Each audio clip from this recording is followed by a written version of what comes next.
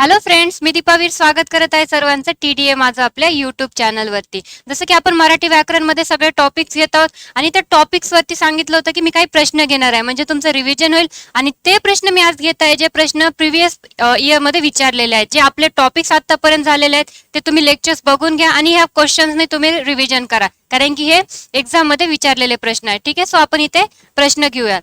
आता इथे पहिला प्रश्न आहे, मराठी भाषेचे पाणिनी म्हणून कोण प्रसिद्ध आहेत? ऑप्शन्स मध्ये आहेत दादोबा पांडुरंग, आत्माराम पांडुरंग, तिसरे आहेत गोपाळहरी देशमुख आणि चौथा आहेत विष्णू शास्त्री चिपळूणकर. सो आता जेव्हा आपलं फर्स्ट लेक्चर झालं होतं मराठी भाषेची पार्श्वभूमी, त्याच्यामध्ये आपण बघितलं होतं की मराठी भाषेची सुरुवात कोणी केली होती, त्यांचे ग्रंथ वगैरे. सो ते व्यक्ती आहेत दादोबा पांडुरंग तरखडकर. ऑप्शन क्रमांक 1. बघा, सगळे प्रश्न हे प्रिव्हियस इयर मधले आहेत, कारण की हे विचारलेले आहेत, पोलीस भरती तलाठीसाठी विचारलेले आहेत, त्याच्यामुळे खूप इम्पॉर्टंट टॉपिक आहे ते. पुढील प्रश्न आहे, खालीलपैकी कोणता वर्ण कंठ्य वर्ण आहे?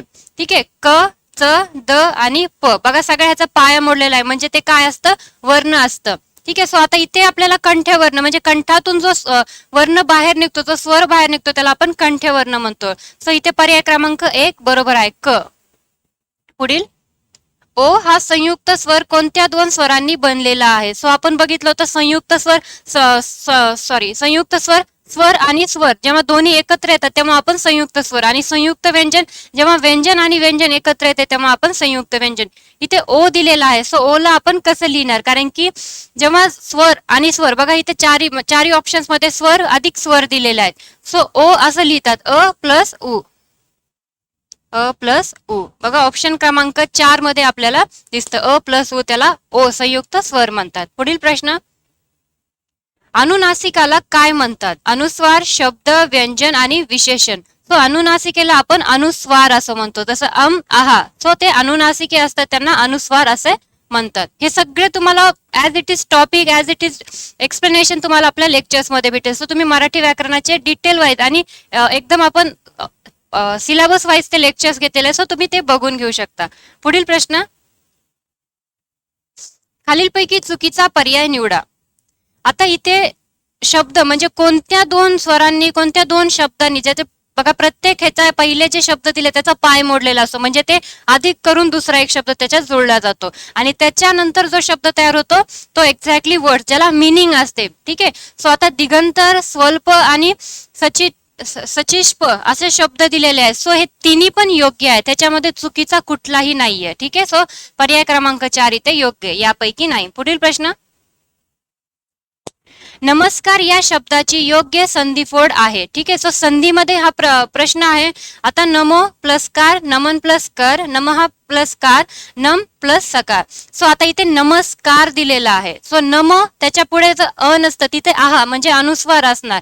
सो पर्याय क्रमांक 3 जसं प्लस कार असं लिहिणार आपण त्याला. सो पर्याय क्रमांक 3 मध्ये तुम्हाला हे ऑप्शन दिसणार. ठीक आहे, त्याला नमस्कार लिहिण्यात येणार. पुढील प्रश्न, भोळा या शब्दाचे भाववाचक नाम कोणते आहे? भोळसर, भोळसट, भोळेपणा आणि भोळी. सो जेव्हा आपण भाववाचक नाम शिकलो होतो तेव्हा मी तुम्हाला 10 प्रकारचे वेगवेगळे नामापासून भाववाचक नाम तयार कसे करतात सांगितले होते. सो भोळा हा आता नाम जरी असेल तर त्याला भाववाचक करायचे आहे, मग त्याला कोणता प्रत्यय लागणार? पणा. हा प्रत्यय लागून भोळेपणा हा भाववाचक शब्द तयार होणार. सो पर्याय क्रमांक 3 योग्य आहे. पुढील प्रश्न, खालील वाक्यांपैकी कोणत्या वाक्यातील श्रीमंत शब्द नामाचे कार्य करतो? वाक्य 1 दिले आहे, श्रीमंत माणसांना गर्व असतो, आणि वाक्य 2 दिलं आहे, श्रीमंतांना गर्व असतो. बघा आता इथे श्रीमंत हा शब्द नामाचे कार्य, आता श्रीमंत ऑब्विसली भाववाचक आहे. ठीक आहे, तो स्थिती दर्शवतो, श्रीमंत, गरीब. आता हे भाववाचक नामाला आपल्याला नाम करायचे आहे. सो कोणत्या नामाने होणार?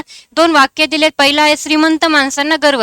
सो पहिल्या वाक्यात जो श्रीमंत वापरलेला आहे तो ऍज अ भाववाचक नाम वापरलेला आहे, मात्र श्रीमंतांना सो प्रत्यय लागून काय झालेला आहे? श्रीमंतांना. मग भाववाचकाचं काय तयार झालेलं आहे? नाम झालेलं आहे. मग वाक्य क्रमांक 2 जे आहे श्रीमंतांना गर्व असतो तो योग्य आहे. सो ऑप्शन्स मध्ये मिक्सअप दिलेलं आहे, वाक्य 1, वाक्य 2 आणि थर्ड मध्ये दिलं 1 व 2. सो पर्याय क्रमांक 2 इथे योग्य आहे, फक्त वाक्य 2. पुढील प्रश्न, विशेष नाम ओळखा. क्रोध, रुदन, भूक आणि भावना. क्रोध, रुदन, भूक आणि भावना याच्यामध्ये तुम्हाला विशेष नाम ओळखायचे आहे. आता बघा चारी पण दिलेले आहे भाववाचक नाम आहेत, मात्र भावना हे मुलीचं पण नाव असतं, म्हणजे ते भाववाचक असून देखील विशेष नाम देखील असते. सो असे जेव्हा येतात ते दोन्ही ह्याचं कार्य करतात. पर्याय क्रमांक 4 हे विशेष नाम असणार, कारण की ते मुलीचं देखील नाम असतं.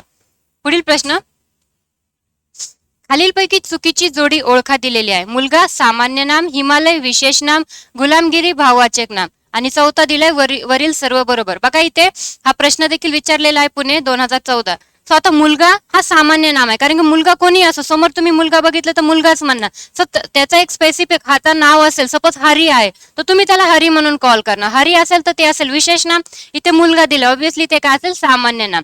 हिमालय विशेष नाम, आता पर्वत हे सामान्य नाम आहे, मात्र हिमालय नाव दिलेलं आहे, सो ते विशेष नाम राईट आहे. गुलामगिरी भाववाचक आहे, जेव्हा आपण म्हणतो प्रत्ययला आता गुलाम आणि प्लस त्याला गिरी हा प्रत्यय लागला, सो ऑब्व्हियसली ते काय असेल विशेष नाम असेल, सॉरी भाववाचक नाम असेल. सो हे तिन्ही पण बरोबर आहे. सो उत्तर ह्या प्रश्नाचं काय असणार, पर्याय क्रमांक 4 वरील सर्व बरोबर.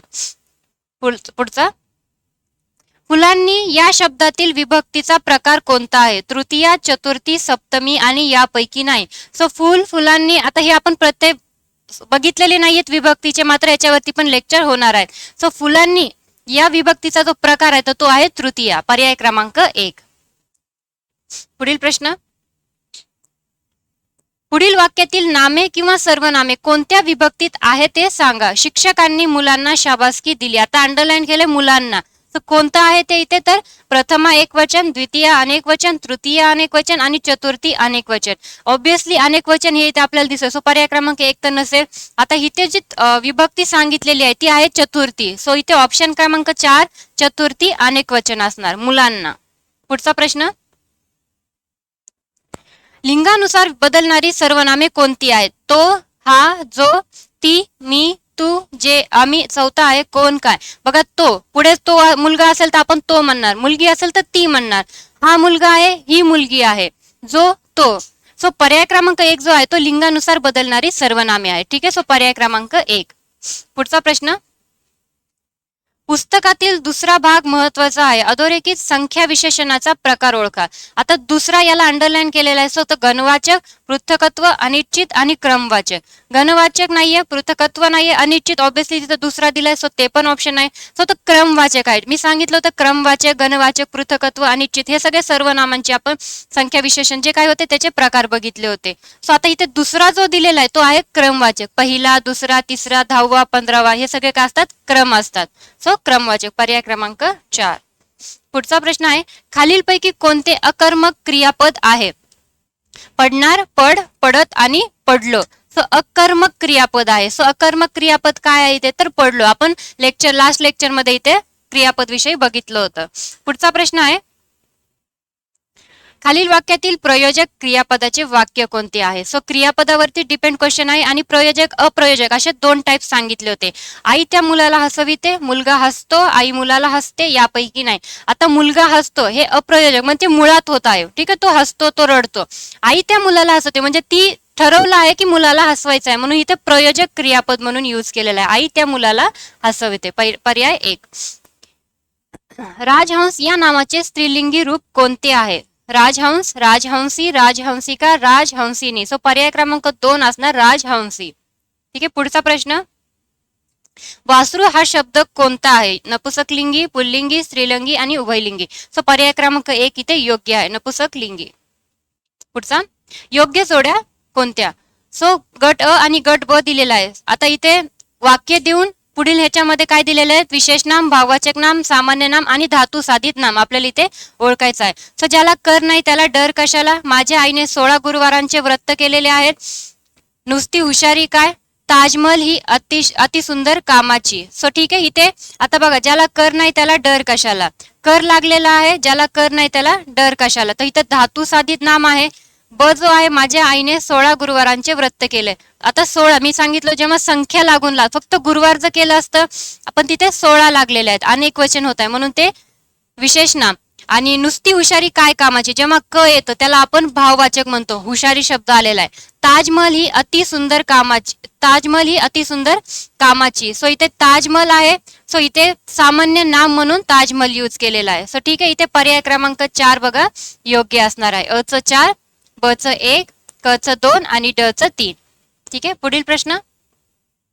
अधोरेखित शब्दाची जात ओळखा. देणाऱ्याने देत जावे. धातू साधित नाम, धातू साधित विशेषण, नाम विशेषण आणि यापैकी नाही. आता देणारा, घेणारा, ठीक आहे, पण इथे काय आहे, देणाऱ्याने प्रत्यय लागलेला आहे. सो पर्याय क्रमांक इथे 1 योग्य असणार. धातू साधित नाम. पुढील प्रश्न. पुढीलपैकी 4 विधानांपैकी एका विधानात विशेष नाम सामान्य नामासारखे वापरले आहे, ते कोणते? त्याच्या बोलण्यात परंतुचा वापर फार होतो. विचारात पुन्हा तुम्हाला काही प्रश्न असेल तर. श्रीमंतांना गर्व असतो, या गावात बरेच नारद आहेत. आता विधानांपैकी विशेष नाम सामान्य सारखे म्हणून वापरले आहे. विशेष नाम सामान्य नामासारखे वापरलेले आहे. आता इथे बघा, जो पर्याय क्रमांक 4 आहे, या गावात बरेच नारद आहेत.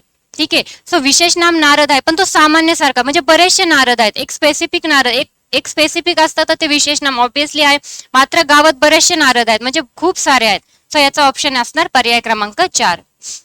22. महोत्सव या संधीची फोड कोणत्या प्रकारे होते? महाउत्सव, महोत्सव, महाउत्सव, महोत्सव. आता चारी पण फक्त मागे पुढे दिलेले आहेत, पण योग्य कोणता इथे बघा, जो पर्याय क्रमांक 3 दिलेला आहे, महा अधिक उत्सव, तो योग्य असणार महोत्सवसाठी. पुढचा प्रश्न. पुढे दिलेल्या वर्णातील महाप्राण वर्ण कोणता आहे? क, र, थ आणि म. सो याच्यामध्ये जो महाप्राण वर्ण दिलेला असतो तो असतो थ असतो. याचा मी तुम्हाला चार्ट ऑब्विसली लेक्चर्स मध्ये आपला झालेला आहे. सो पुढील प्रश्न. कोणत्या लेखन पद्धतीनुसार जोडाक्षरांचे प्रकार दिसून येतात? व्यंजनांच्या, शुद्ध शब्दांच्या, अशुद्ध शब्दांच्या आणि संधी विग्रहांच्या. तो इथे व्यंजनांच्या लेखन पद्धतीनुसार जोडाक्षरांचे प्रकार दिसून येतात. पर्याय क्रमांक 1. Last one. खालील अक्षरांची ओळख सांगा. ठीक आहे, अक्षर, अर्धस्वर, महाप्राण, जोडाक्षरे आणि स्वर. सो अक्षर केव्हा होतात? जेव्हा जोडाक्षरे असतात. सो पर्याय क्रमांक 3 इथे योग्य असणार आहे.